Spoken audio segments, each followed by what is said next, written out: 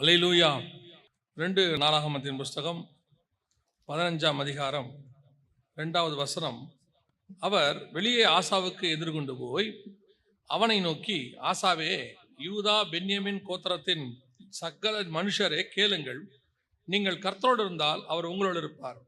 அவரை தேடினால் உங்களுக்கு வெளிப்படுவார். அவரை விட்டுவிடாமல் அவர் உங்களை விட்டு விடுவார் என்று. கர்த்தரை தேடினால் கண்டடைவோம்.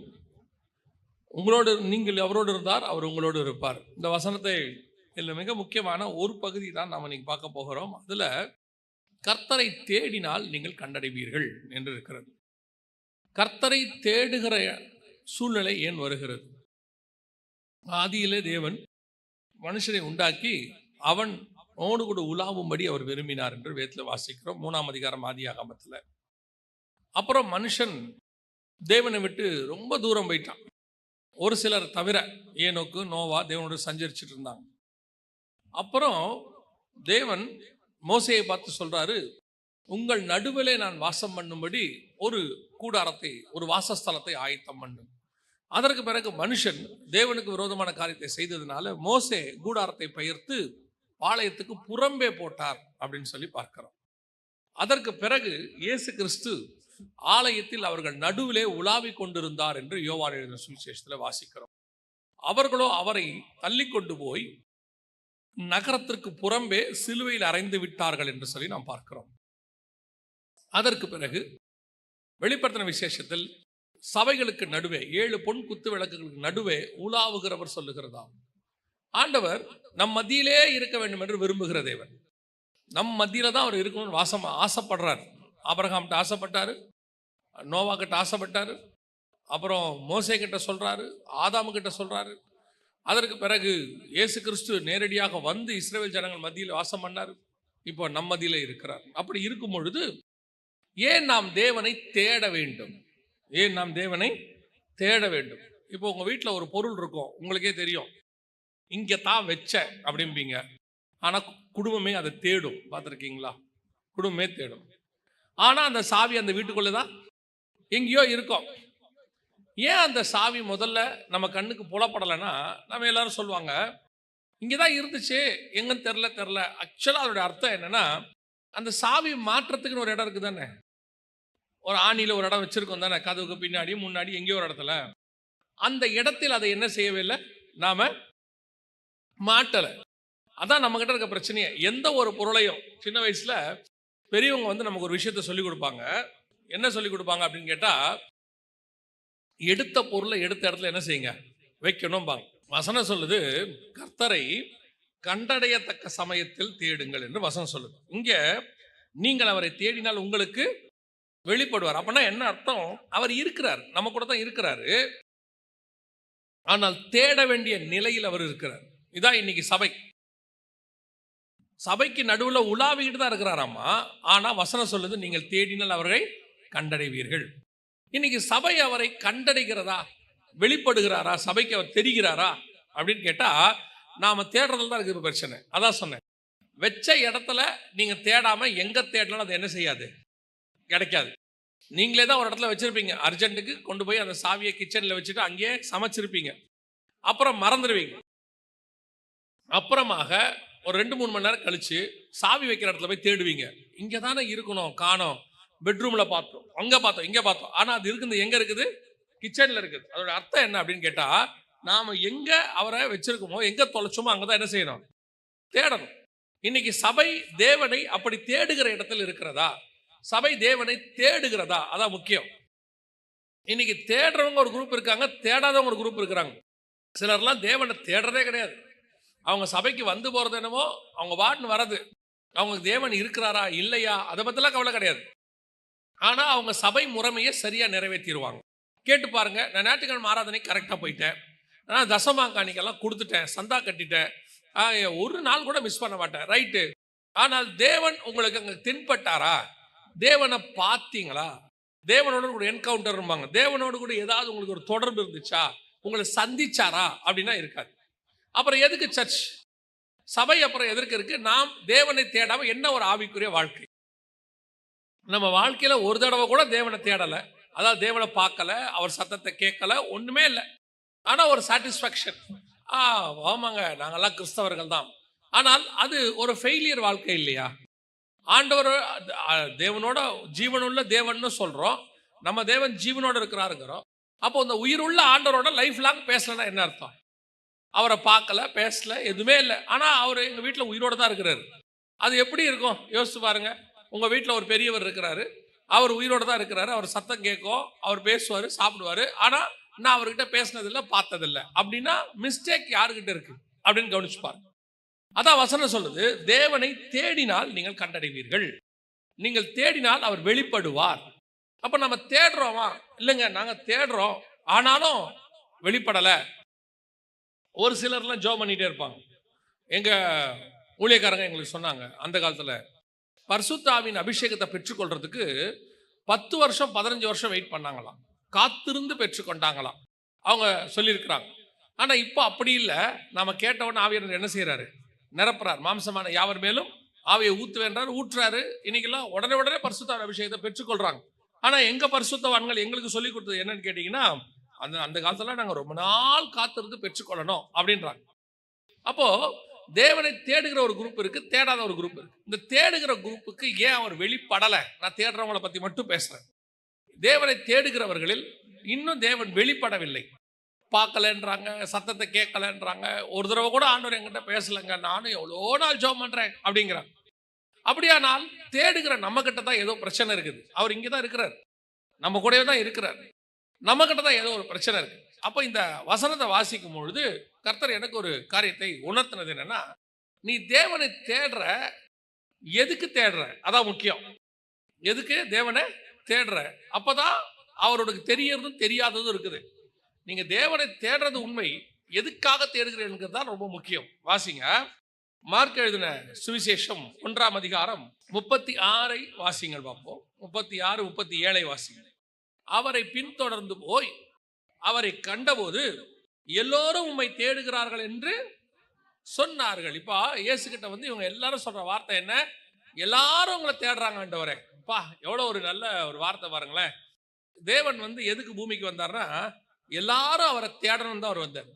இந்த ஜனங்களை துதிப்பதற்கென்று ஏற்படுத்திய இவர்கள் என் துதியை சொல்லி வருவார்கள். தேவனுடைய திட்டமே எல்லாரும் அவரை தேடணுங்கிறது தான். இப்போ சீமோனும் மற்ற சீஷர்களும் வந்து கரெக்டா சொல்லிட்டாங்க, எல்லா ஜனங்களும் உங்களை என்ன செய்யறாங்க? தேடுகிறார்கள் என்று சொல்லுகிறார்கள். இந்த ஒரு காரியம் வந்த உடனே இதே இஸ்ரவேல் ஜனங்கள் தான் ஒரு காலத்துல தேவனை தேடவில்லை, தேவன் பேச வேண்டாம் என்று சொன்னார்கள், தேவனை தூரப்படுத்தினாங்க. இப்போ அதே இஸ்ரவேல் ஜனங்களுடைய சந்ததி தான் சொல்லுது, ஜனங்கள் வந்து உங்களை என்ன செய்யறாங்க? தேடுறாங்க. ஆனா இயேசு என்ன பதில் சொன்னார் பாருங்களேன், அடுத்த வசனம். அவர்களை அவர் நோக்கி, அடுத்த ஊர்களிலும் நான் பிரசங்கம் பண்ண வேண்டுமாதலால் அவ்விடங்களுக்கு போவோம், வாருங்கள், இதற்காகவே புறப்பட்டு வந்தேன் என்று சொல்லி. தேடுகிற ஜனங்கள் மத்தியில ஜனங்கள் தேடும் போது கர்த்தர் சொல்றாரு, இப்ப அவங்கள பார்க்க வேண்டாம், நம்ம எங்க போயிடலாம்? வேற ஊருக்கு போயிடலாம். நான் அந்த தேடுகிற ஜனங்கள் மத்தியிலிருந்து இதற்காகவே புறப்பட்டு வந்துட்டேன், அங்கிருந்து நான் வந்துட்டேன். ஏன் வந்துட்டேன் தெரியுமா? இப்போ இல்ல, அவங்கள இப்ப பார்க்க வேண்டாம், நாம வேற ஊருக்கு போலாம் வாங்க அப்படின்றாரு. இது என்ன தேவனுடைய மனநிலை? தேவனுடைய திட்டம் என்ன? ஜனங்கள் தேடுகிறார்கள், எல்லாரும் உண்மை தேடுகிறார்கள். பெரிய கூட்டம், காலையில சூரியன் உதிக்கையிலே வந்துட்டாங்களா எல்லாருமே, ஏர்லி மார்னிங். அப்படி வருகிற ஜனங்கள், தேடுகிற ஜனங்கள் வந்தோடனே கேட்கறான், இயேசு எங்க? இயேசு எங்க? அவ்வளோ ஆவலா வந்திருக்கிறான். ஆனா இயேசு சொல்றாரு, அவங்க தேடுவாங்கன்னு எனக்கு தெரியுது, அங்கிருந்து நான் அதுக்கு தான் இருட்டோடயே புறப்பட்டு வந்துட்டேன், நான் மற்ற ஊருக்கு பிரசங்கம் பண்ண போகணும் அப்படிங்கிறார். அப்ப இந்த தேடுகிற ஜனங்களுக்கு ஏன் அவர் வெளிப்படவில்லை? அதை தான் நீங்க பார்க்கணும். இந்த தேடுகிற ஜனங்களுக்கு அவர் என்ன செய்யல? வெளிப்படல. அவங்க தேடிட்டு இருக்காங்க ஊருக்குள்ள, இவர் வனாந்தரத்தில் இருக்கிறார். ஆனால் அவர்களுக்கு இவர் தன்னை வெளிப்படுத்தவில்லை, இவர் பாட்டு புறப்பட்டு போயிட்டே இருக்கிறார். என்ன காரணம் அப்படின்னு கேட்டா, அந்த ஜனங்கள் ஏன் தேடினார்கள்? அதான் கேள்வி. அந்த ஜனங்கள் ஏன் தேடினார்கள் அப்படின்னு சொன்னா 34வது வசனத்தை வாசி. பலவிதமான வியாதிகளினால் உபத்திரவப்பட்டிருந்த அநேகரை அவர் சுஸ்தமாக்கி அநேகம் பிசாசுகளையும் துரத்திவிட்டார். அந்த பிசாசுகள் தம்மை அறிந்திருந்தபடியால் அவைகள் பேசுகிறதற்கு அவர் இடங்கொடுக்கவில்லை. வியாதி பிசாசு எல்லாத்தையும் என்ன பண்ணிட்டாரு? சுகமாகிட்டார். முந்தின நாள் ராத்திரி வரைக்கும் இருட்டு, அதாவது சாயங்காலமாகி சூரியன் அஸ்தமிக்கிற வரைக்கும் இருக்கு அந்த இடத்துல வசனத்துல. இதே காரியங்கள் வந்து அந்த இடத்துல சொல்லப்பட்டிருக்கு, சூரியன் அஸ்தமிக்கிற வரைக்கும். அவ்வளோ தூரம் அற்புத அடையாளத்தெல்லாம் செஞ்சிட்டாரு. இப்ப ஜனங்கள் அதிகாலையில் மீண்டும் அவரை எதுக்கு தேடுறாங்கன்னா, அற்புத அடையாளங்களுக்காக தேடுகிறார்கள். எதுக்கு தேடுறாங்க? திருப்பியும் பிசாசு விரட்டப்பட்டவங்க அல்லது விரட்டப்பட வேண்டியவங்க, சுகமாக வேண்டியவங்க இவ்வளோ பேரோ அவரை தேடி காலையிலே வந்துட்டாங்க. நைட்டோட நைட்டா செய்தி பரவிருச்சு, எல்லா பிசாசும் ஓடிருச்சு, வியாதியஸ்தர்கள் எல்லாம் சுகமாகறாங்க அப்படிங்கிற நியூஸ் எல்லா பக்கமும் பரவிடுச்சு. பரவின உடனே இயேசு காலையில இயேசு கிட்ட போனா இதெல்லாம் நடக்கும்னு சொல்லி திரளான கூட்டம் அங்கே வந்துருச்சு. ஆனால் இயேசுவோ அவர்கள் மத்தியிலிருந்து புறப்பட்டு போய்விட்டார். எல்லாம் அங்கிருந்து கிளம்பிட்டார். போயிட்டு சொல்றாரு, நீங்க வாங்க நம்ம வேற ஊருக்கு போலாம் அப்படிங்கிறார். இல்ல ஆண்டவரே, எல்லாரும் போய் தேடுகிறார்கள். அப்படின்னா என்ன அர்த்தம்? இவங்க தேடுறவங்க எல்லாரும் அற்புதத்துக்காக, விடுதலைக்காக, சுகத்துக்காக தேடுகிறார்கள். அப்போ இப்படி தேடுகிறவர்களுக்கு இயேசு வெளிப்பட மாட்டாரா? இயேசு அவர்களை பார்க்க மாட்டாரா? அவர்களுக்கு தேவை இப்பொழுது சுகமும் விடுதலையும் தான். அந்த சுகமும் விடுதலையும் கொடுப்பதற்கு இனி இயேசு தேவையில்லை. இயேசுவை விசுவாசிக்கிறவர்கள் போதும். அவர்களுக்கு இயேசுவை விசுவாசிக்கிறவங்க போதும். இங்க பேதுருவின் மாமியை சுகமாக்கி விட்டுருக்கிறார். அங்க அநேகர் அவர் விசுவாசித்தார்கள். விசுவாசிக்கிறவர்களால் நடக்கிற அடையாளங்களாவன வியாதியஸ்தர் மேல் கரங்களை வைப்பார்கள். இன்னைக்கும் இதுதான் நடக்குது. நீங்கள் தேவனை ஏன் தேடுகிறீர்கள்? உங்க தேடுகிற நோக்கம் என்ன? அந்த நோக்கத்தின் அடிப்படையில் தான் கர்த்தர் வெளிப்படுகிறார். நாம இன்னைக்கு அற்புதத்துக்கு தேடுறோம், விடுதலைக்கு தேடுறோம், அது கிடைக்கும், அதுல மாற்று கருத்தே இல்லை, அது கிடைக்கும். டெலிவரன்ஸ் கிடைக்கும், ஹீலிங் கிடைக்கும். பட் காட் கிடைப்பாரா? தேவன் கிடைப்பாரானா? இது கிடைக்கும், காட் கிடைக்க மாட்டார். ஏன்? உனக்கு தேவையான ஹீலிங்கும், உனக்கு தேவையான டெலிவரன்ஸும், உனக்கு தேவையான பிளஸ்ஸிங்கும் கர்த்தர் மனுஷனை வைத்து உனக்கு கொடுக்க முடியும், தம்முடைய ஊழியக்காரர்களை வைத்து கொடுக்க முடியும். ஏன்? இன்னும் ஒரு படி மேல போனா, நீங்கள் விசுவாசித்தால் தேவனுடைய மகிமையை காண்பீர்கள். உங்களாலேயே அந்த நாமத்தை வைத்து பெற்றுக்கொள்ள முடியும். அந்த இயேசு கிறிஸ்து நாமத்தை வச்சு உங்களாலே முடியும். ஆனால் அவரை கண்டடைவதற்கு இது அல்ல, வெளிப்படுவதற்கு இது காரணம் அல்ல. யாருக்கு அவர் வெளிப்படவில்லை? அற்புத அடையாளங்களுக்காக தேடுகிறவர்களுக்கு அவர் வெளிப்படவில்லை. ஆனால் இன்னைக்கு உலகம் பெரும்பான்மையானது எதை முன்னிலைப்படுத்துகிறது? சபை, குறிப்பாக சபை எதை முன்னிலைப்படுத்துகிறது? அற்புதங்களையும் அடையாளங்களையும் தான் முன்னிலைப்படுத்துகிறது. இதான் இயேசுவை தேடுறதுக்கான நோக்கம். இயேசுவை நீங்கள் அற்புதத்துக்கு தேடுவது நான் குறை என்று சொல்லவில்லை, அது நடக்கும். சர்ச்சுக்கு வந்தா அற்புத அடையாளம் நடக்கும். ஒரு எவாஞ்சலிஸ்ட் மீட்டிங்க்கு நீங்க போறீங்க, அவர் ஜெபம் பண்றாரு, நடக்கும், மாற்றுக்கிறதே கிடையாது. இன்னும் இயேசு சுகம் கொடுக்கிறார். ஆனால் உங்களுடைய நோக்கம் அற்புத அடையாளங்களை பெறுவதா, தேவனை பார்ப்பதா? இதான் கேள்வி. நான் சொல்றது உங்களுக்கு புரியும் நினைக்கிறேன். நீங்கள் ஏன் இயேசுவை தேடுகிறீர்கள்? அவர் வெளிப்பட வேண்டும், அவரிடத்திலிருந்து நீங்கள் அவரை பார்க்க வேண்டும், அந்த நோக்கமா? இல்ல அவர்கிட்ட இருந்து எதையாவது பெற்றுக்கொள்ள வேண்டும், அந்த நோக்கமா? இப்ப நீங்க ஒரு பெரிய தாசில்தார் ஆபீஸுக்கு போயிருக்கீங்க, நீங்க சைன் பண்ண ஒரு டாக்குமெண்ட் அவர்கிட்ட இருக்கு, அந்த டாக்குமெண்ட் வேணும். இப்ப அந்த டாக்குமெண்ட் என்ன செய்யணும்? வேணும். வேணும்னு சொன்ன உடனே இப்ப நீங்க உள்ள அவர் மீட்டிங்ல பேசிட்டு இருக்காரு. நான் சொல்ற ஒரு உதாரணம், மீட்டிங்ல பேசிட்டு இருக்கிறார். இப்ப போய் பியூன் சொல்றாரு, இந்த டாக்குமெண்ட் ஒன்னு சைன் பண்றதுக்கு சைன் பண்ணி தரேன்னு சொன்னீங்களா, டாக்குமெண்ட் உங்ககிட்ட இருக்குதா? இப்ப அவங்க வெளியே வந்திருக்கிறாங்க. அந்த ஆபீசர் உள்ள இருக்க என்ன பண்ணுவாரு, டக்குன்னு அந்த டாக்குமெண்ட் எடுத்து சைன் பண்ணி கையில கொடுத்து, இதை அவங்ககிட்ட என்ன செஞ்சிருங்க, கொடுத்துருங்க. இப்ப நான் மீட்டிங்ல பிஸியா இருக்கிறேன், இப்ப பார்க்க முடியாது, அப்புறம் பார்க்கறேன்னு சொல்லுங்க. இப்போ டாக்குமெண்ட் வெளியே வந்துச்சு, டாக்குமெண்ட்டை வாங்கியாச்சு. இப்போ உங்க வேலை நிறைவேறிடுச்சா இல்லையா? முடிஞ்சிச்சு தானே? இப்போ நீங்க தாசில்தாரை பார்க்க வேண்டியது அவசியமா? தாசில்தார் உங்களை பார்க்க வேண்டியது அவசியமா? இல்ல. பர்பஸ் நிறைவேறிடுச்சா இல்லையா? நீங்கள் ஏன் இயேசுவை பார்க்க போகிறீர்கள்? ஏன் இயேசுவை தேடுகிறீர்கள்? இயேசுவை தேடுவது அற்புதத்துக்காக, அடையாளத்திற்காக, உலகத்தில் உள்ள ஒரு ஆசீர்வாதத்துக்காக. இன்னைக்கு சபை இதில் தான் இருக்கு. சபையினுடைய நோக்கம், திட்டம், எதிர்பார்ப்பு ஆண்டவரிடத்தில் உள்ளதெல்லாம் ஒரே காரியம்தான். என்னன்னா, இயேசு கிட்ட இருந்து எதையாவது வாங்குவது. நான் அடிக்கடி மெசேஜ்ல எனக்கு ஆண்டவர் உணர்த்துறத சொல்லுவேன், உங்களுக்கு இயேசு கிட்ட இருந்து ஏதாவது வேணுமா? இயேசுவே வேணுமா?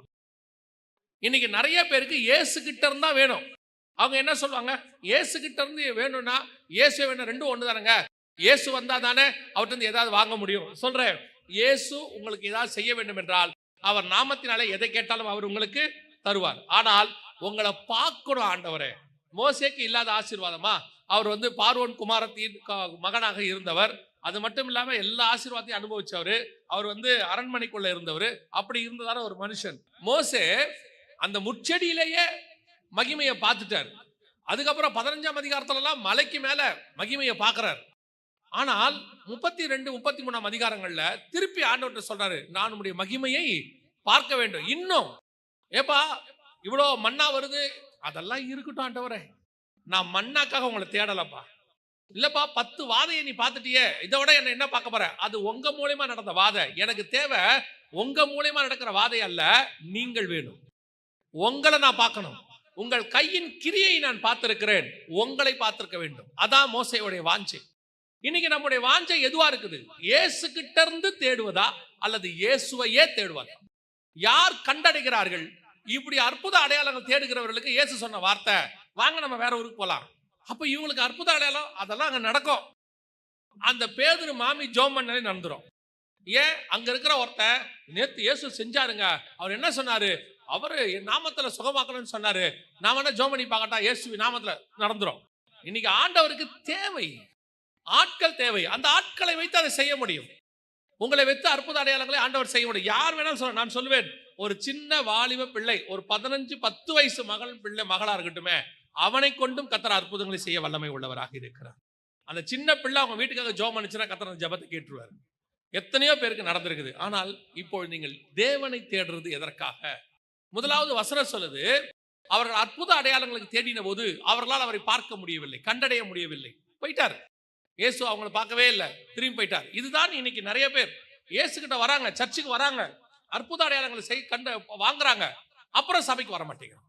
ஏன்னா இவங்க இயேசு கிட்ட இருந்து அற்புத அடையாளம் வாங்குறதுக்காக வந்தவங்க, அதை வாங்கின பிறகு இயேசுவை பார்க்கணுங்கிற ஆசை இல்லாதவங்க. வந்தோம், பர்பஸ் நிறைவேறிடுச்சு, சோத்திரம். அடுத்து திருப்பி ஜுரம் வந்துச்சுன்னா, திருப்பி ஒரு வியாதி வந்தா, திருப்பி ஒரு டெலிவரன்ஸ் தேவைப்பட்டா, விடுதலை தேவைப்பட்டா, அல்லது திருப்பி ஒரு ஆசீர்வாதம் தேவைப்பட்டா சர்ச்சுக்கு வருவாங்க. நடுவில் பாருங்க தேவனை தேடுறதே குறைஞ்சிரும். ஆனால் எல்லாவற்றையும் விட்டு ஒருத்த பின்பற்றினான்ல, எல்லாவற்றையும் விட்டு அவன் கேட்டான், நாங்கள் எங்கே போவோம்? நாங்க எந்த இடத்துக்கு போவோம்? இல்லப்பா, நான் தான் உனக்கு 2 போட் நிறைய மீன் கொடுத்தனே, நான் மீனுக்காக உங்களை பின்பற்றவில்லை. இல்லப்பா 5 அப்போ 5000 பேருக்கு பிட்டோமே, அந்த 5 அப்பத்தை எடுத்து வந்து 12 கூடை நிறைய உங்கள்கிட்ட எடுத்து கொடுத்தனே, நான் அப்பத்தை கூடையின் அப்பத்துக்காக உன்னை பின்பற்றவில்லை ஆண்டவரே. அப்புறம் இந்த சீமோன் பேதுரு வீட்டுல போய் நல்லா சாப்பிட்டோம், சீமோன் வீட்டுல ஒருத்தருக்காங்க, அவன் வீட்டுல போய் நல்லா சாப்பிட்டோமே, நல்ல விருந்து சாப்பிட்டோமே, ஐயோ நான் அதுக்காக உங்களை ஃபாலோ பண்ணல ஆண்டவரே. நான் ஃபாலோ பண்ணது கூட நிறைய அப்பத்துக்காகவோ 2 போட்டு நிறைய மீனுக்காகவோ, அல்லது உங்க கூட இருந்தா நல்லா வசதியா சாப்பிடலான்றதுக்காக கூட உங்க கூட வரல. நான் ஏன் உங்க கூட ஊழியத்துக்கு வந்தேன் தெரியுமா? உங்க கூட வந்தா நான் உங்களை பார்க்க முடியும், உங்க கூட இருக்க முடியும். எங்களுக்கு தேவை இயேசுவினால் வரக்கூடிய அற்புதம் அல்ல, இயேசுவே எனக்கு தேவை. நான் வேறு யாரிடத்துல போவேன் ஆண்டவரே? எங்க போனாலும் எனக்கு அற்புதம் கிடைக்கும். எந்த இடத்துக்கு போய் உட்கார்ந்து நான் ஜெபம் பண்ணாலும் அங்க அற்புதம் நடக்கும். ஆனால் உங்க கூட இருந்தா தான் நான் உங்களை பார்க்க முடியும். இதுதான் இன்னைக்கு இயேசுவை கண்டடைவதற்கான முதலாவது காரணம். இன்னைக்கு நிறைய பேர் நம்ம இந்த காரணத்தை புரிஞ்சிக்காம இருக்கிறோம். சபை ஒரு கமர்ஷியலாக மாறிக்கிட்டு இருக்கு. அதுல ஒண்ணு என்னன்னா, இயேசு வியாபார பொருளாக அல்லது ஒரு நீடி திங்காக மாறிட்டு இருக்கிறார். அது கிடைச்சிட்டா போதும், இயேசுவை விட்டுட்டு போயிடுவான். அந்த அற்புத அடையாளம் நடந்துட்டா எத்தனை பேர் நம்ம சர்ச்சுக்கு வந்திருக்கிறாங்க? இயேசுவே சொல்றார், 10 பேர் வந்தாங்க இல்லையாப்பா, மிச்சம் 9 பேர் எங்க? ஒருத்தன் தானே வந்திருக்கிற. அந்த 9 பேருடைய தேவை நிறைவாயிடுச்சு, போயிட்டான். ஒருத்தன் மட்டும்தான் திரும்பி அவர்கிட்ட வந்தான்னு சொல்லி வாசிக்கிறோம். அதே மாதிரிதான் இன்னைக்கு நாம இயேசுவை ஏன் தேடுகிறோம்? இதான் கேள்வி. இயேசுவை ஏன் தேடுகிறோம்? 2வது வாசிங்க, மத்தேயு எழுதின சுவிசேஷம் 15:22 வாசி. அப்பொழுது அந்த திசைகளில் குடியிருக்கிற கானானிய ஸ்திரீ ஒருத்தி அவரிடத்தில் வந்து, ஆண்டவரே, தாவீதின் குமாரனே, எனக்கு இரங்கும், என் மகள் பிசாசினால் கொடிய வேதனைப்படுகிறாள் என்று சொல்லி கூப்பிட்டாள். இப்போ இந்த பெண் இயேசுவை எப்படி கண்டுபிடிச்சான்னு பாருங்களேன். இது மத்தேயுல இப்படி இருக்குதா? இதே காரியம் மார்க்ல இருக்கும்போது எப்படி இருக்குன்னு பாருங்க, வாசிங்க. மார்க் 7ஆம் அதிகாரம் 24-25 வாசி. பின்பு அவர் எழுந்து அவ்விடம் விட்டு புறப்பட்டு தீரு சீதோன் பட்டணங்களின் எல்லைகளில் போய் ஒரு வீட்டுக்குள் பிரவேசித்து ஒருவரும் அதை அறியாதிருக்க விரும்பியும் அவர் மறைவாயிருக்க கூடாமற் போயிற்று. அப்பனா இயேசு என்னவா இருக்கிறாரு? மறைஞ்சிருக்க விரும்புகிறார். இயேசு எப்படி இருக்கிறாரு? மறைஞ்சிருக்க விரும்புகிறார். ஏதோ ஒரு காரணம், அது என்ன காரணம்னா இருக்கட்டுமே. இயேசு தன்னை ஒரு சீரு பேரு அந்த இடத்துக்கெல்லாம் போயிட்டு வசனம் சொல்லுது, அவர் மறைந்திருக்க விரும்பினார் அப்படின்னு இருக்கு. ஆனால் என்ன தொடர்ந்து வாசிங்க, அவர் மறைவாயிருக்க கூடாமல் போயிற்று. ஏன் கூடாமல் போயிற்று தெரியுமா? தொடர்ந்து வாசிங்க. அசுத்த ஆவி பிடித்திருந்த ஒரு சிறு பெண்ணின் தாயாகிய ஒரு ஸ்திரீ அவரை குறித்து கேள்விப்பட்டு வந்து அவர் பாதத்தில் விழுந்தாள். கண்டுபிடிச்சிட்டா பாருங்க அவ. கண்டுபிடிச்சிட்டா தானே? இயேசு ஒரு வீட்டுக்குள் இருக்கிறாரு. இயேசு எங்க இருக்கிறாரு? ஒரு வீட்டுக்குள்ள மறைஞ்சு இருக்கிறாரு. அதே அந்த மத்தேயு 15 உள்ள கானானிய ஸ்திரீ தான். அதே அம்மா தான் இங்க இருக்குது. வசனம் சொல்லுது, அவள் வந்து அவர் பாதத்தில் விழுந்து. எப்படி மறைஞ்சிருக்கிற இயேசுவை கண்டுபிடிச்சா? இப்போ வனாந்தரத்துல வெளியா இருக்கிற இயேசுவை ஜனங்கள் தேடினார்கள், கண்டுபிடிக்கல, போயிட்டார். ஆனா இங்க வசனம் சொல்லுது, ஒரு வீட்டுக்குள் மறைந்து இருக்க அவர் விரும்பினால் கூடாமல் போயிற்று. ஏன்னா ஒரு அம்மா கண்டுபிடிச்சிருச்சு. கண்டுபிடிச்சு வந்து பாதத்துல விழுந்துருச்சு. விழுந்த உடனே இயேசு பார்க்கறாரு, நான் தான் வீட்டுக்குள்ள இருக்கிறேனே, எப்படி உன்னால என்ன கண்டுபிடிக்க முடிஞ்சிச்சு அப்படின்னும் போது இந்த காரியத்தை நீங்க கொஞ்சம் டீப்பா யோசிக்கணும். சரியா? இது ஒரு தனி செய்தி. இந்த ஒரு மெசேஜ் மட்டும் தனி செய்தியா எடுக்கணும். இப்ப நம்ம அதை தனியா எடுக்கல. அந்த விஷயத்தை மட்டும் நான் உங்களுக்கு சொல்றேன். சரியா? இப்போ வசனம் வாசிங்க. மத்தேயு 15 வாசிச்ச வசனம் 21 22 வாசிங்க. பின்பு இயேசு அவ்விடம் விட்டு புறப்பட்டு தீரு சீதோன் பட்டணங்களின் திசைகளுக்கு போனார். அப்பொழுது அந்த திசைகளில் குடியிருக்கிற கானானிய ஸ்திரீ ஒருத்தி அவரிடத்தில் வந்து, ஆண்டவரே, தாவீதின் குமாரனே, எனக்கு இரங்கும், என் மகள் பிசாசினால் கொடிய வேதனைப்படுகிறாள் என்று சொல்லி கூப்பிட்டாள்.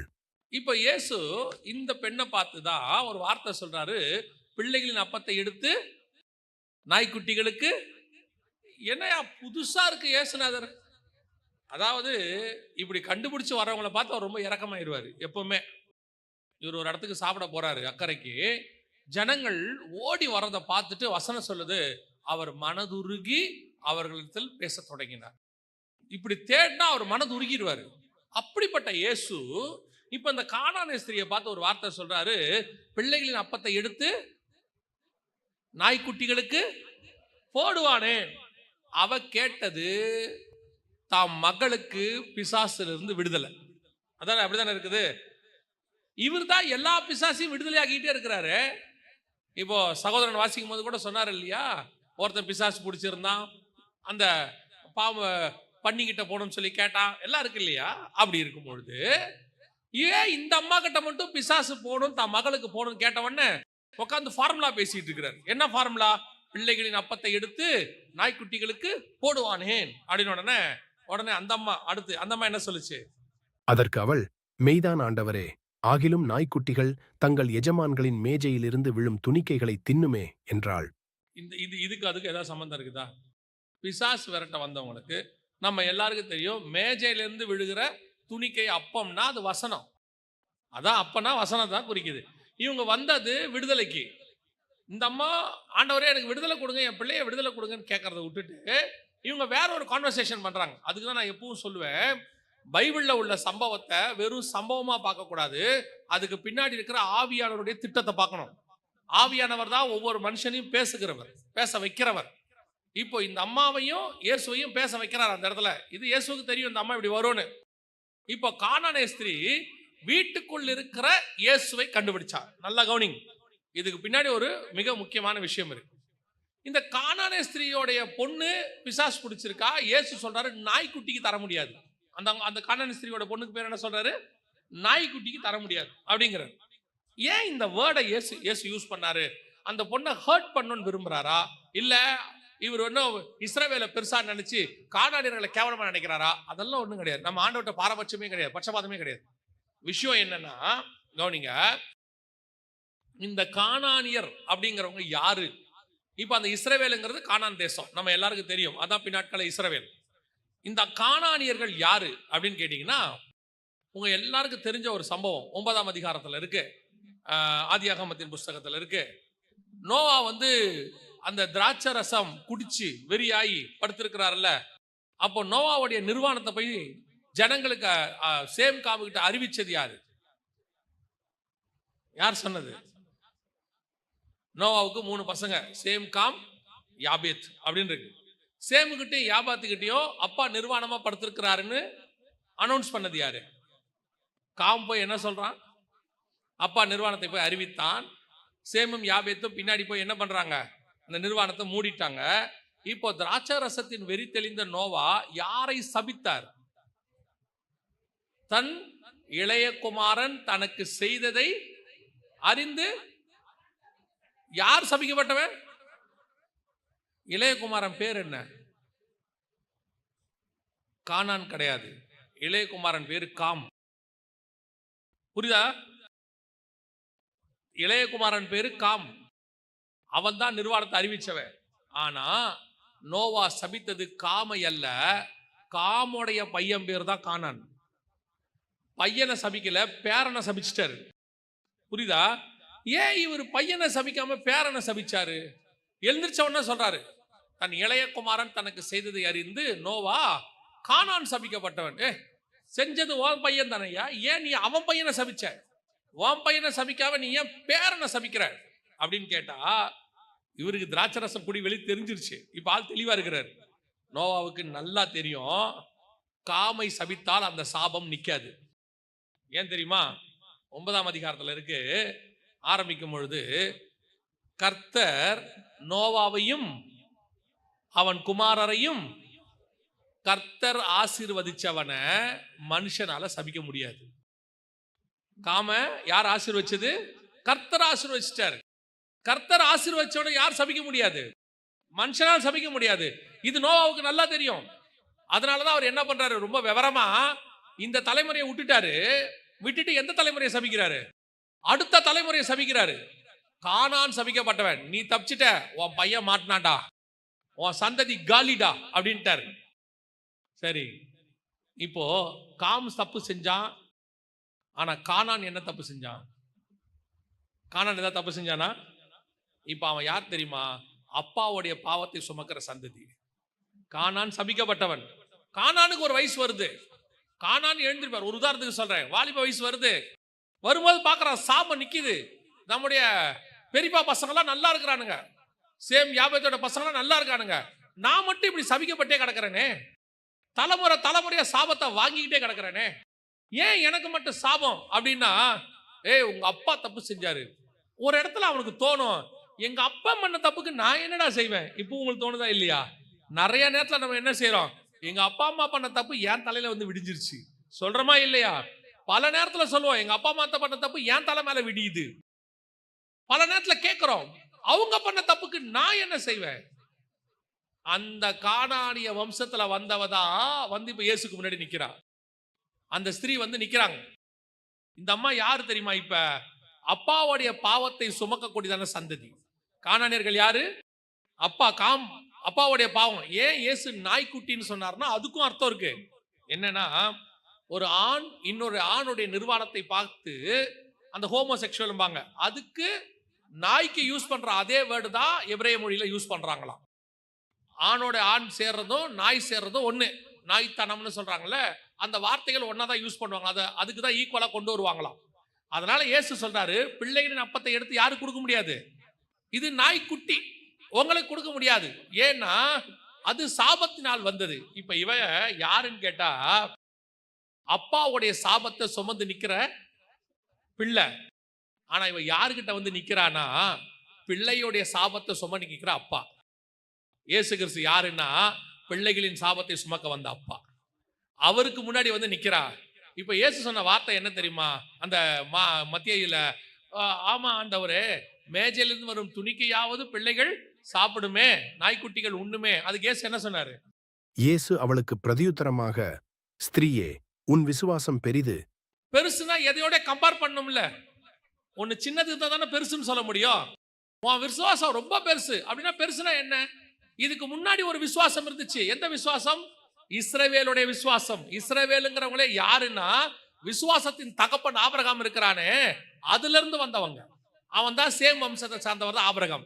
சேம் காம் யாபேத்துல சேமுடைய வம்சத்தை சார்ந்தவர் யாரு? ஆபிரகாம். அவங்க விசுவாசத்துல வந்துதான் இவ்வளவு தூரம் நிக்கிறாங்க. ஆபிரகாம் விசுவாசத்துல. விசுவாசம் இருக்குல்ல, கானானியருடைய விசுவாசம், ஆபிரகாமின் விசுவாசம், அந்த சந்ததியின் விசுவாசத்தை விட உன் விசுவாசம் பெரியது. இப்ப இயேசுவை யார் கண்டுபிடிக்க முடியும் தெரியுமா?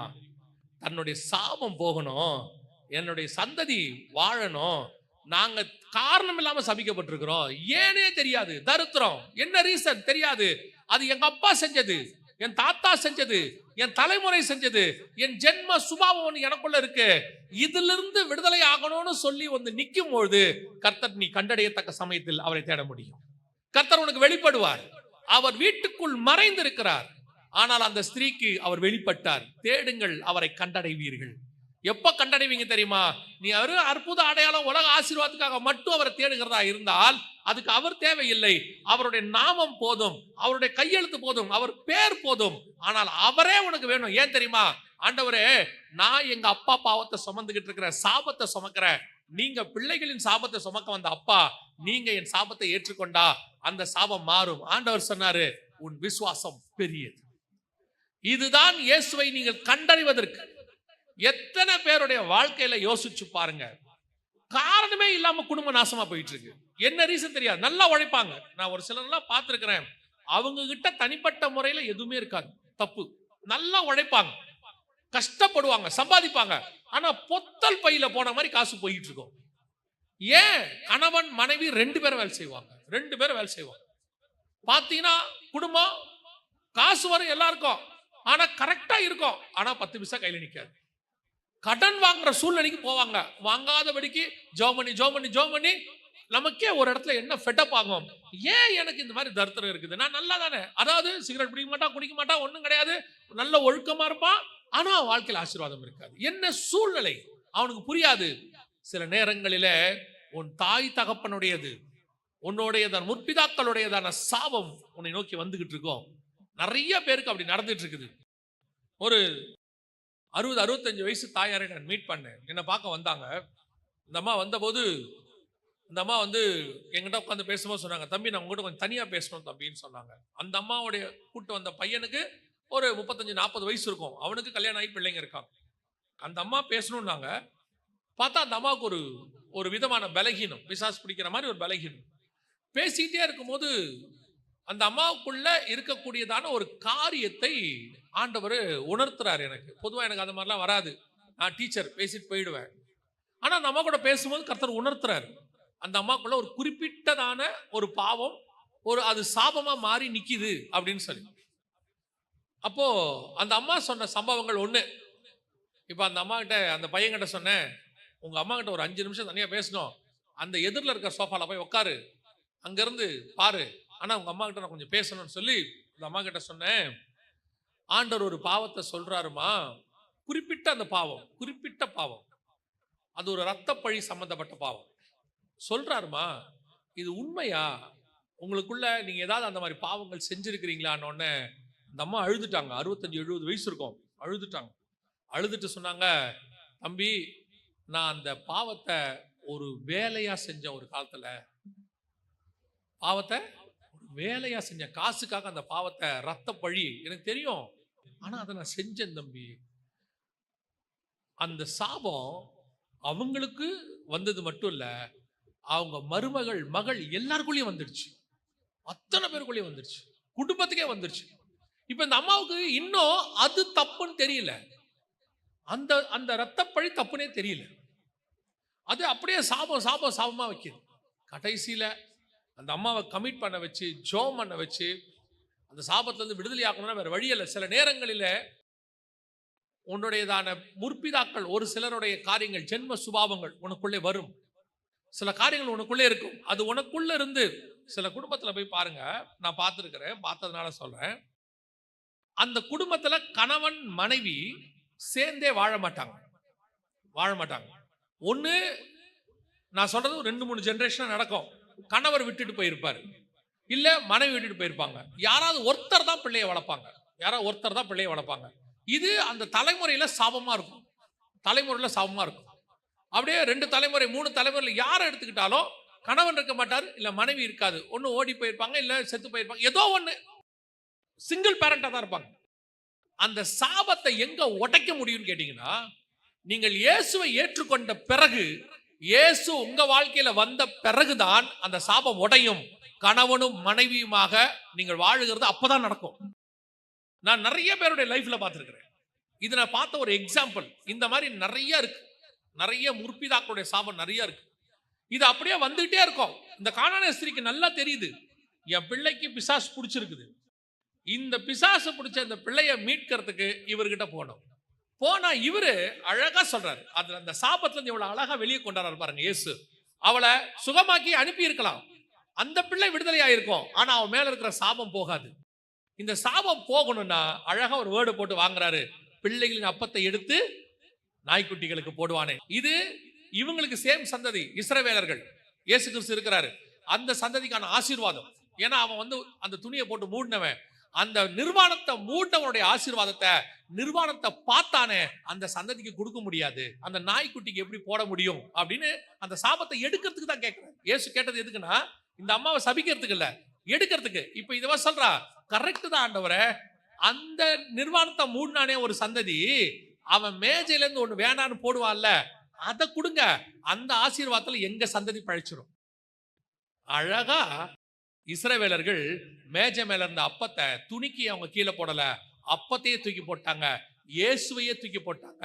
இப்ப அந்த சந்ததி கானானியர்கள், புறஜாதியார், சாபத்தோட இருக்கிறவங்க, தலைமுறை தலைமுறையாய் சாபத்துல இருக்கிற உங்களுக்கும் எனக்கும் அந்த இயேசு கிடைச்சார்.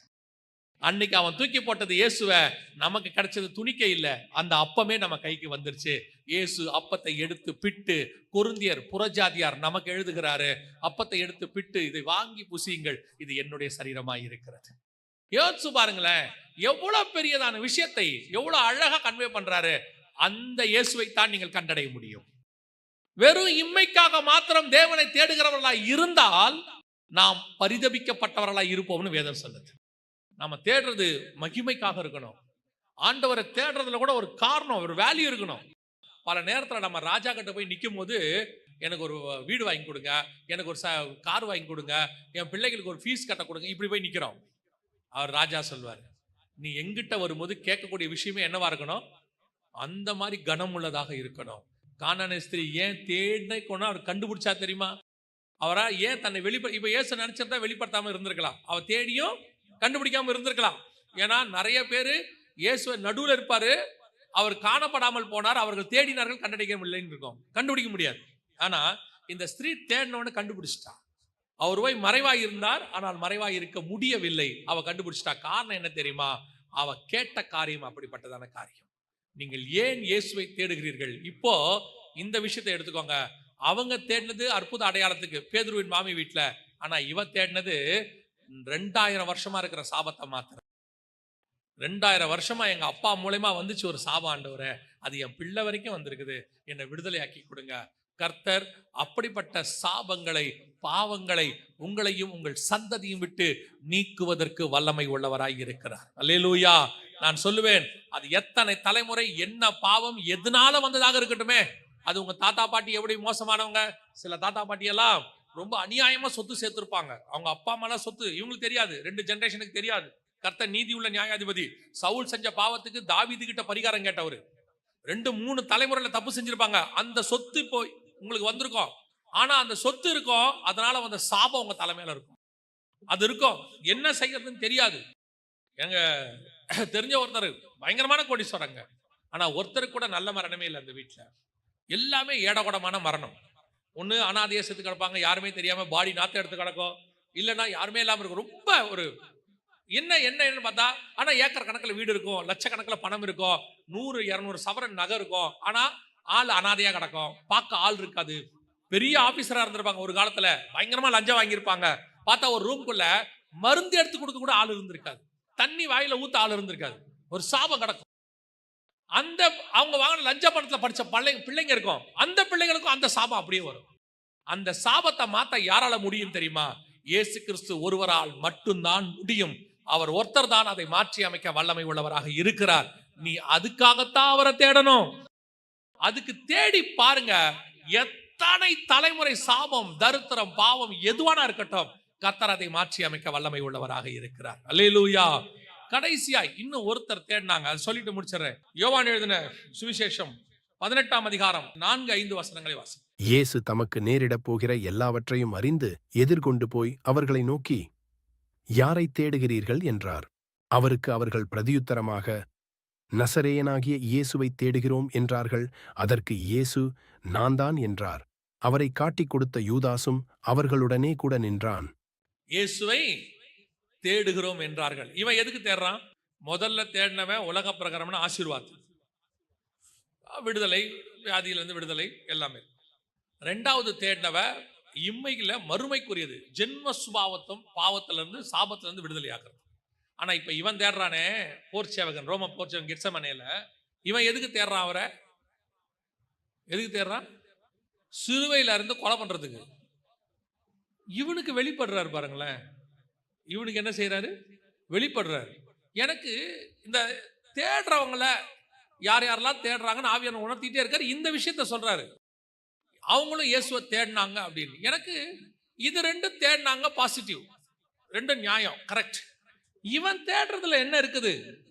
இவன் தேடுறானே, இவன் ஒரு புறஜாதியான் காட்டி கொடுக்குறான், யூதாஸ் காட்டி கொடுக்குறான், அங்க இவரை பிடிக்க வராங்க.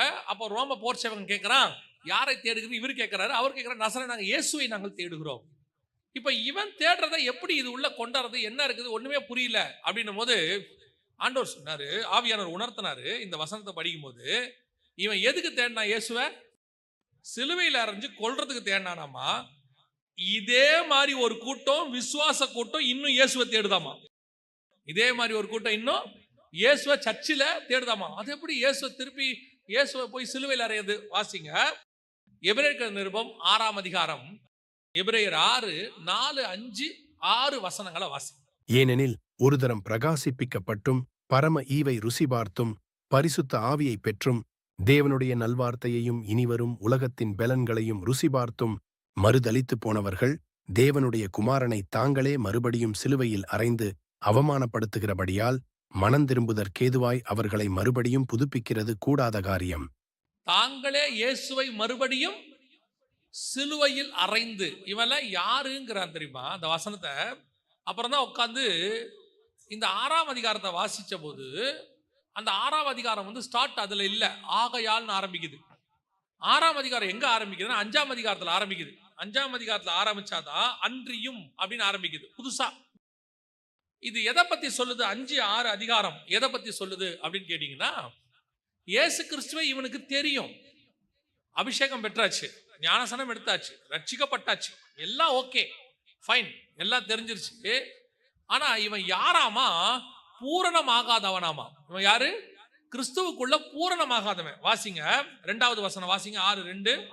ஸ்நானங்களுக்கடுத்த உபதேசம், கைகளை வைக்குதல், மரித்தோரின் உயிர்த்தெழுதல், நித்திய நியாய தீர்ப்பு என்பவைகளாகிய அஸ்திபாரத்தை மறுபடியும் போடாமல் பூரணராகும்படி கடந்து போவோமாக. இவங்கெல்லாம் யாருன்னா சத்தியம்லாம் தெரியும், சர்ச்சில் உட்கார்ந்திருக்க என்ன தெரியும்? சத்தியம்லாம் தெரியும். ஆனா பூரணராக மாட்டான். இவன் பூரணராகணும்னு விரும்ப மாட்டான். வரோம் போறோம், கேட்டு பாருங்க, ஞானசனம் எடுத்துட்டியா? 10 வருஷத்துக்கு முன்னாடி எடுத்துட்டேன். பரிசுத்த அபிஷேகம், நானும் ஞானசனம் எடுத்த 3வது நாளே அபிஷேகம் பெற்றேன். அந்நிய பாஷை அதெல்லாம் நல்லா வரும். அப்புறம் ரட்சிப்பு அதெல்லாம் இருக்கு. அப்புறம் ஊழியம் அதெல்லாம் சும்மா எங்க சர்ச்சில் ஏதாவது சொல்லும் போது நானும் வந்து போயிட்டே இருப்பேன். ஆனா ஆவிக்குரிய வாழ்க்கையை எடுத்து தனிப்பட்ட முறையில வீட்லயோ அவன் பர்சனல் லைஃபோ எடுத்து பார்த்தீங்கன்னா, அவனுக்கு பூரணர் ஆகணுங்கிற எண்ணமே இருக்காது. Self satisfied. ஒரு சில காரியங்களில் மீண்டும் மீண்டும் கிறிஸ்துவை மறுதலிக்கிற சுபாவம் விட்டு போயிட்டே இருப்பான். இன்னைக்கு ஒரு குரூப் என்ன பிரசங்கம் பண்ணுது அல்லது என்ன ஆலோசனை கொடுக்குதுன்னா, இந்த மாதிரி சூழ்நிலையில நீ போய் சொல்லிக்கலாம். அப்படின்னா ரிச்சர்ட் உம்பராண்டுக்கு என்ன தேவையில்லை? படும் வேதனையில் அப்படி தேவையே இல்லை. குடிக்கும் போது ஐயா எனக்கு இயேசுவை தெரியாதுங்க, வேலை முடிஞ்சு. அப்போ உங்க பார்வையில பேதுரு யாரு? ஞானவான், அறிவாளி, சூப்பரா சொல்லி வேலைக்கார மட்டும் தப்பிச்சிட்டாருல்ல. அப்புறம் ஏன் மறுதலிச்சான்னு பைபிள் சொல்லுது? நான் கேட்கறது புரியுதா? இப்போ நீங்க ஒரு இடத்துக்கு போறீங்க, உங்களை கையில பைபிள் இருக்குதா இல்லையான்னு கேட்கறாங்க.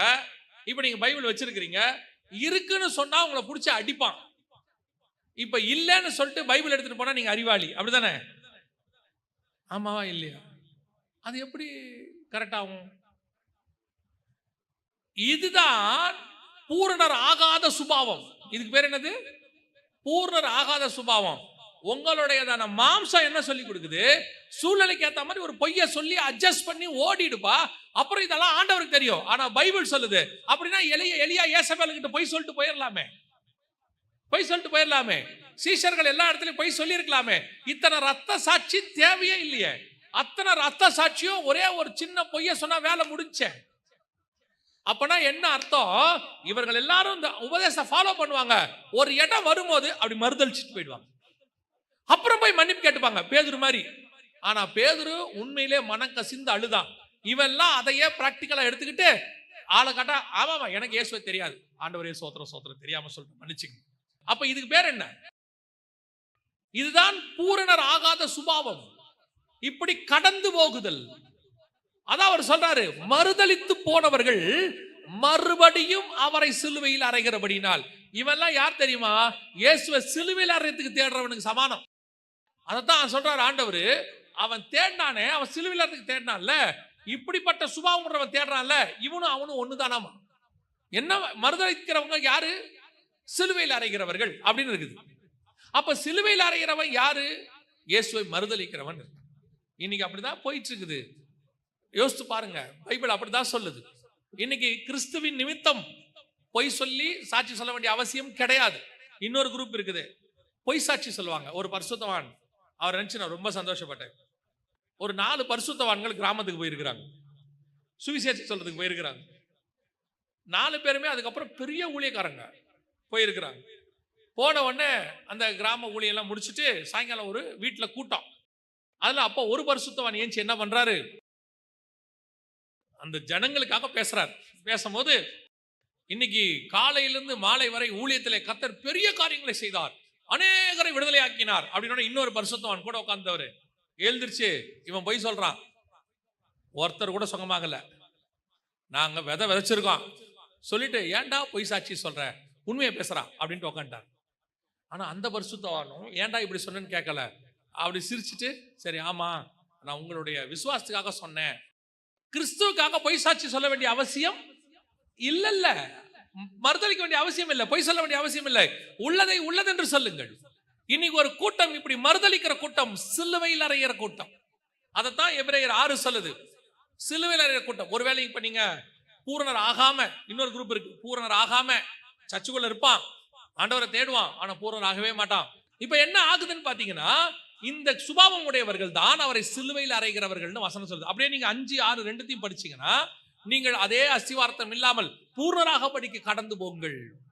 இன்னும் நமக்குள்ள இன்னும் பூரணராகாத சுபாவம், தெரிஞ்சு செய்யறவங்க, நான் சொல்றது தெரியாம செய்யறவங்க இல்ல.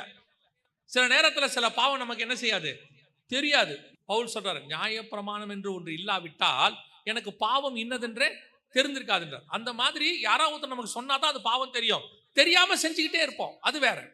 இப்ப தெரிஞ்சு அறிந்து அவங்கள பத்தி இங்க எழுது, இவங்களுக்கு மூல உபதேசம் தெரியும், பரிசுத்தாவியை பத்தி தெரியும், ஞானசாந்தத்தை பத்தி தெரியும், நித்தியத்தை பத்தி தெரியும், எல்லாம் தெரியும். ஆனா டைமுக்கு ஏத்த மாதிரி இவர்கள், வசனம் சொல்லுது, இவர்கள் என்னவா மறுதலித்து போனவர்கள் தேவனுடைய குமாரனை தாங்களே மறுபடியும் சிலுவையில் அறைந்து அவமானப்படுத்துகிறபடியால்.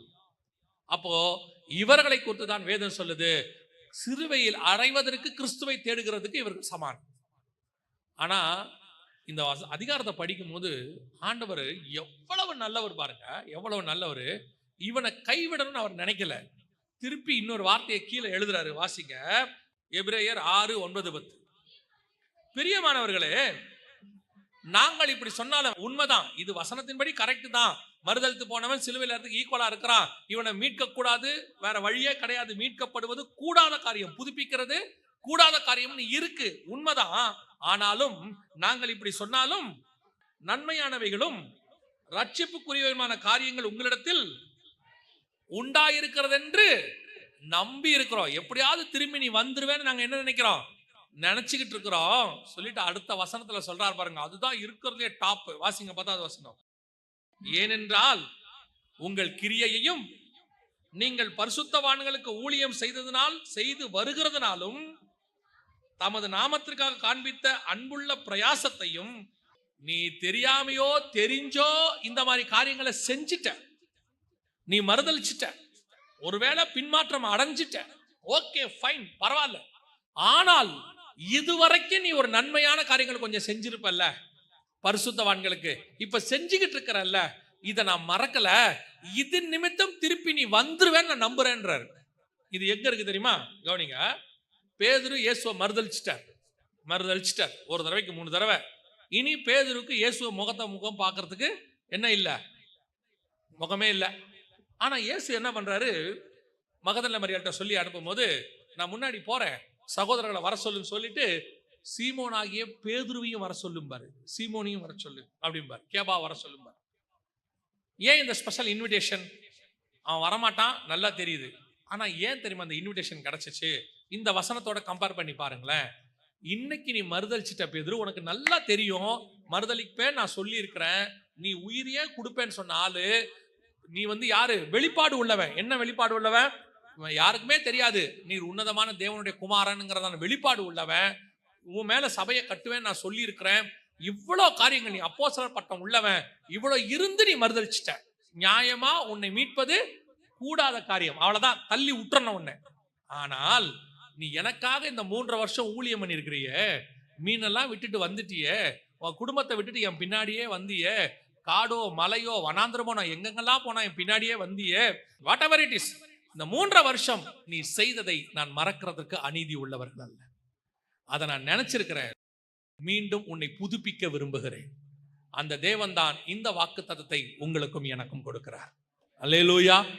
ஒருவேளை இதுவரைக்கும் நீங்க தேவனை விட்டு மறுதலிச்சு, அல்லது தேவனை ஒரு இடத்துல ஏதாவது பண்ணிட்டு, அந்த இடத்துல உங்க சுயஞானத்தை யூஸ் பண்ணி, அல்லது அக்கிரமான காரியம்னு தெரிஞ்சும் செய்து கர்த்தருக்கு முன்பாக நீங்க இந்த மாதிரி காரியங்கள்லாம் செஞ்சிருந்தீங்கனாலும், கர்த்தர் இன்னைக்கு உங்களுக்கு வாக்கு கொடுக்கிறாரு, அதை விட்டுட்டு வந்துரு.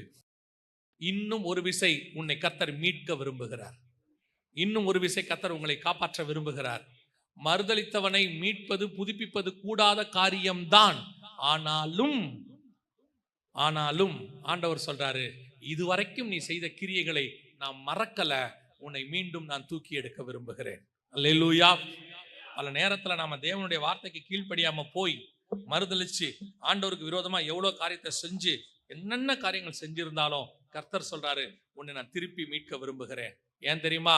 இவ்வளோ செஞ்சாலும் நீ எனக்குன்னு கொஞ்சம் நல்லது செஞ்சிருக்கல. நம்ம பொறுத்த நமக்கும் அவருக்கும் இதாங்க டிஃபரன்ஸு. நம்ம என்ன செய்வோம் தெரியுமா? நமக்கு நிறைய பேர் நல்லது செஞ்சிருப்பாங்க, ஒரு கெட்டது செஞ்சாங்கன்னா அதை வச்சுட்டு அந்த ஆளை தூக்கிடுவோம் இல்லையா? நான் என்ன சொல்றேன், நம்ம சுபாவம் இதுங்கிறேன், அதான் இயற்கை. இப்போ நம்மளுமே அப்படித்தான் பாருங்களேன். இந்த நான் மெசேஜில் எனக்கு ஆண்டவர் சொன்னாரு, யோபுவின் மனைவி எவ்வளோ நல்லது செஞ்சிருக்கிறாங்க, 10 குழந்தை பெற்றெடுத்திருக்கிறாங்க. அதுக்கப்புறம் யோபு உடம்புக்கு பருக்களால் மூடி தலையிலேருந்து கால் வரைக்கும் ஆகி, அந்த உடம்பெல்லாம் கண்டிப்பாக அந்த பருவோடைய தழும்புகள்லாம் இருக்கும். அதே யோபுவோட அந்த அம்மா இருந்திருக்கு கடைசி வரைக்கும், விட்டுட்டு போவே இல்லை பாருங்க. எல்லாரும் போனாலும் அந்த அம்மா என்ன செய்யல, போகவே இல்லை. அந்த அம்மா தான் இருந்துச்சு கூட. அதுக்கப்புறம் 10 குழந்தை பிறந்துச்சு, கூட இருந்துச்சு, எல்லாம் நடந்துச்சு. அவ்வளோ நல்ல குணம் அந்த அம்மா கிட்ட இருக்கு. ஆனால் நம்ம எதை பற்றி பேசுகிறோம்? எதை பற்றி பேசுகிறோம்? அந்த அம்மா பேசுகிற ஒரே ஒரு வார்த்தை தான், தேவனை தூஷித்து ஜீவனை விடும். ஆனா அதுக்கு முன்னாடி அந்த அம்மா செஞ்சது மறந்து போச்சு, அதுக்கு பின்னாடி அந்த அம்மா செஞ்சதும் மறந்து போச்சு. இதுதான் நம்ம சுபாவம். இப்ப பாருங்க, எல்லாரும் எடுத்து பாருங்க, தாவீது என்ன பண்ணாரு? தாவீது யாரு சொல்லுங்க? தாவீது என்ன வேலை பார்த்தாரு? அவர் ஆடு மேய்ச்சது ஒரு 15 வருஷமா இருக்கும். ராஜாவா இருந்தது ஒரு 50 வருஷம். 30 வயசுல ராஜாவா, 40 வருஷம் 30 வயசுல ராஜாவானாரு, செத்தது 70. நீங்க ஏன் அவர் ராஜாவானதையே சொல்ல மாட்டீங்க? எல்லாம் ஏன் ஆடு மேய்ச்சாருங்கிறீங்க? சுபாவம் புரியுதா? நம்ம மைண்ட் எப்பவுமே ஒரு ஆளை மட்டம் தட்டுறதுலே தான் இருக்கும். அவர் 30 வருஷம் ஆடு மேய்ச்சாரு, 40 வருஷம் ராஜாவா இருந்தார். நம்ம ராஜான்னு சொல்லவே மாட்டோம் பாருங்க. மீகால் பாருங்க, அவனுடைய எல்லா நல்ல குணத்தையும் விட்டுருவாங்க, டான்ஸ் ஆனதை பிடிச்சிட்டாங்க. அந்த மாதிரி தான் நிறைய பேரு அந்த ஒரு குறைய பிடிச்சிப்பாங்க. ஆனா நம்ம தேவன் என்ன சொல்றாரு? உங்ககிட்ட நிறைய குறை இருக்கு, ஆனா நீ ஒரு நல்லது செஞ்ச பத்தியா, அதை நினைச்சு நான் இன்னும் உன்னை விடாம வச்சிருக்கிறேன்.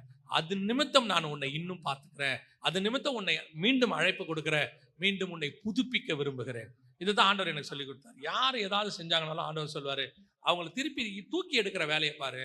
கீழே போட்டு மிதிக்கிறது எல்லாராலையும் செய்ய முடியும், ஆனா தூக்கி எடுக்கிறது தேவ பிள்ளைகளால மட்டும்தான் முடியும். உலகம் உன்னை போட்டு நசுக்கும், உலகம் உன்னை ஒழிக்கணும்னு நினைக்கும், தேவ பிள்ளையால மட்டும்தான் உன்னை காப்பாற்றணும்னு நினைக்க முடியும். அல்லேலூயா. அப்ப இன்னொரு கூட்டம் இயேசுவை ஏன் தேடுதுன்னா, சிலுவையில் அறைவதற்கு. நீங்களும் நானும் அப்படிப்பட்ட கூட்டமா இருக்கக்கூடாது. நீங்களும் நானும் பேதுருவின் மாமி வீட்டில் தேடின கூட்டமா இருக்கக்கூடாது. நீங்களும் நானும் கானானே ஸ்திரீயை போல எங்களுக்காக மீட்பின் காரியத்துக்காக கர்த்தரை தேடக்கூடியதாக இருக்க வேண்டும். அல்லேலூயா. நாம் ஜெபிக்க போகிறோம். எந்திரிக்கலாமா நம்ம எல்லாம் தேவ சமூகத்துல? இன்னைக்கு நம்மோடு கூட அநேக காரியங்களை இடைப்பட்டிருக்கிறார். நீ கர்த்தரை தேடுகிறவர்களில் யாரை போல் கர்த்தரை தேடுகிறீர்கள்? இம்மைக்காக தேடுகிறீர்களா, அல்லது தீமையான காரியங்களை வச்சுக்கிட்டு மனம் திரும்புதல் இல்லாம, பூர்ணராகுதல் இல்லாம, அதே அக்கிரமம், அதே அநீதி, ஆனா உங்களுக்குள்ள கொஞ்சம் பரிசுத்தமும் இருக்கு, உங்களுக்குள்ள கொஞ்சம் காரியமும் இருக்கு, உலகத்தை வெறுக்க மனம் இல்லை, எதையும் வித்து ஆண்டவர் பாத்துல வைக்கிறதுக்கு மனம் இல்லை, கொடுக்க மனம் இல்லை, எதையும் விடாம ஆனா உலகத்தை வெறுப்பேன்னு பேசிட்டு இருக்கிற ஒரு கூட்டம் இருக்கு. ஒரு நாள் அவர்கள் பணத்தாசை, பொருளாசை உடையவர்களாய் மாறி. ஆனாலும் கர்த்தர் என்ன சொல்றாரு தெரியுமா? உங்ககிட்ட இருக்கிற ஒரு சில நல்ல குணங்களால உங்களை திருப்பி நான் காப்பாற்ற விரும்புறேன். அதனால நீ அப்படியே வான்னு அர்த்தம் இல்லை, மீண்டும் பூர்ணராகும்படி கடந்து வா. பூர்ணராகும்படி அதான் ரொம்ப இம்பார்ட்டன்ட். வெறும் பேசிக் டாக்டரின்ஸ்லயே வாழ்க்கையை ஓட்டிராதேங்கிறாரு. நான் ரட்சிக்கப்பட்டேன், ஞானஸ்நானம் எடுத்துட்டேன், அபிஷேகம் பெற்றேன், எனக்கு இயேசு வருவார்னு தெரியும், இனி வரும் பலன்கள் தெரியும், இதோட உன் வாழ்க்கையை முடிச்சிடாத. இது உன்னை பூரணமாக்காது. பூர்ணராகும்படி கடந்து போவோம். கடைசியாய் இயேசு யாருக்கு வெளிப்படுவார்? தேடினால் அவர் வெளிப்படுவார்னு நம்ம வாசிச்சோம் நாளாகமத்தில். யாருக்கு வெளிப்படுவார் தெரியுமா? உண்மையாய், ஆண்டவரே இதை யாராலையும் செய்ய முடியாது, உங்களால மட்டும்தான் முடியும். ஆண்டவரே நான் பல காலமாக இப்படிப்பட்ட சூழ்நிலையில போயிட்டு இருக்கிறேன், தலைமுறையை பாதிக்கப்பட்டுக்கிட்டு இருக்கிறோம், யாராலையும் எதுவும் முடியாதுன்னு கை விட்டாச்சு ஆண்டவரே, எல்லாம் தொலைஞ்சிச்சுப்பா, எங்களுடைய கடைசி நம்பிக்கை நீங்க தான், இதை வேற எதாலையும் சரி பண்ணவும் முடியாது ஆண்டவரே, உங்களால மட்டும்தான் முடியும். அந்த மாதிரி நீ கர்த்தர் சமூகத்தில் போய் உட்காருங்க, ஆண்டவர் உங்களுக்கு வெளிப்படுவார். ஆண்டவர் உங்களுக்கு வெளிப்படுவார். ஒப்பு கொடுப்போமா தேவ சமூகத்தில்? ஜெபிக்க விரும்புறவங்க, உண்மையிலே இன்னைக்கு அப்படி தேட விரும்புறவங்க, கரங்களை ஆண்டவருக்கு நேராக உயர்த்தி, ஆண்டவரே நீர் எனக்கு மறைபொருளாக இருக்காதையும் ஆண்டவரே, வெளிப்படுங்க ஆண்டவரே. நீர் யாருக்கு வேணாலும் உங்களை மறைச்சிக்குங்க, எனக்கு வெளிப்படுங்க ஆண்டவரே. உங்ககிட்ட மறைபொருள் எனக்கு வேணாம் ஆண்டவரே, எனக்கு எல்லாம் வெளியரங்கமா இருக்கட்டும் அப்பா. மோசேக்கு வெளியரங்கமா இருந்தது போல எனக்கும் வெளியரங்கமா இருக்கட்டும் ஆண்டவரே. ஒப்பு கொடுத்து ஜெபம் பண்ணுவோம். நல்ல தகப்பனே, சர்வ வல்லமை உள்ள ஆண்டவரே, எங்கள் பலவீனங்களிலே எங்களுக்கு பூரணமாய் பலத்தை கொடுக்கிறவரே, எங்கள் இயலாமைகளில் எங்களோடு கூட இருந்து நடத்துகிறவரே, எங்கள் விழுந்து போன சூழ்நிலைகளில் எங்களை தூக்கி நிறுத்துகிறவரே, உலர்ந்த எலும்புகளாய் இருந்த காலத்தில் எங்களை உயிரடைய பண்ணுகிறவரே, ஆண்டவரே மனுஷர்கள் உதாசித்து எங்களை தள்ளின போது நீ எனக்கு வேண்டும் என்று தூக்கி எடுத்தவரே, எங்களை நாங்களே வெறுத்த போது எங்களை நீர் நேசித்தீர் ஆண்டவரே. எங்களை நாங்களே வெறுத்துட்டோம் ஆண்டவரே,